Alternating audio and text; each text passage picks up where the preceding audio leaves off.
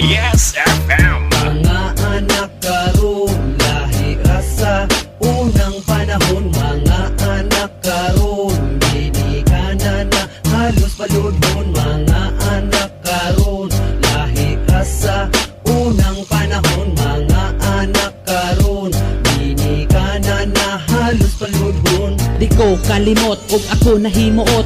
Mga gibuhat ako puros lang dalag kadaot. Sa among pamilya sige lang kog pabadlong. Pag naay problema ka nanay gyapon padulong. Sa mga buluhaton nga walay kapuslanan. Buta bungol dayon kung tambagan sa ginikanan. Sa among mag-igsuon walay gipalabi. Pero ngano kini gugma nila daw dagbili.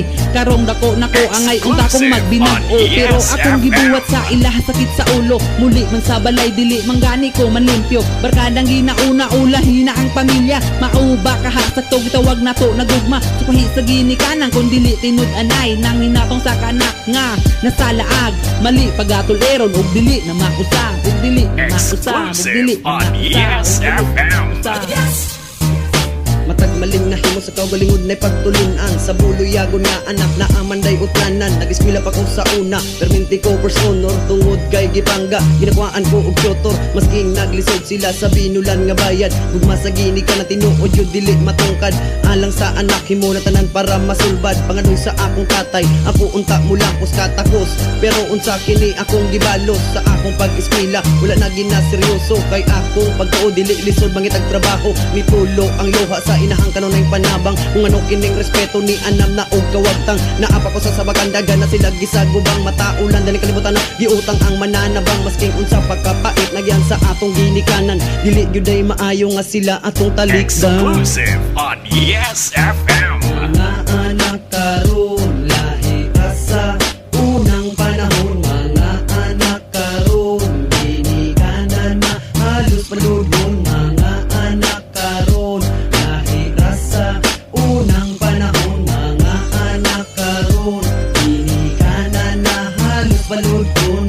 Dili gyud maayo anak mo sukulog ginikanan. Kay sila nagpadako sa tudiri sa kalibot. Huna-huna pag ayaw ni kayod sila para sa imuha. Aron makahuman lang ka sa imuhang pag-eskwela. Pero unsay gibuhat sa ilaha makapabughat. Dagpo nimong mali gilugos nilag pagdawat. Hantod karon dili gihapon kamo taga. Mga sayop sa imong pamilya wala maghapon nimo masabtan. Ang imong amahan na narbaho para sa imuha. Hatagan kagwata hurot pud gasto sa barkada. Kanmo sa mga magbago og masabtan nimong mali.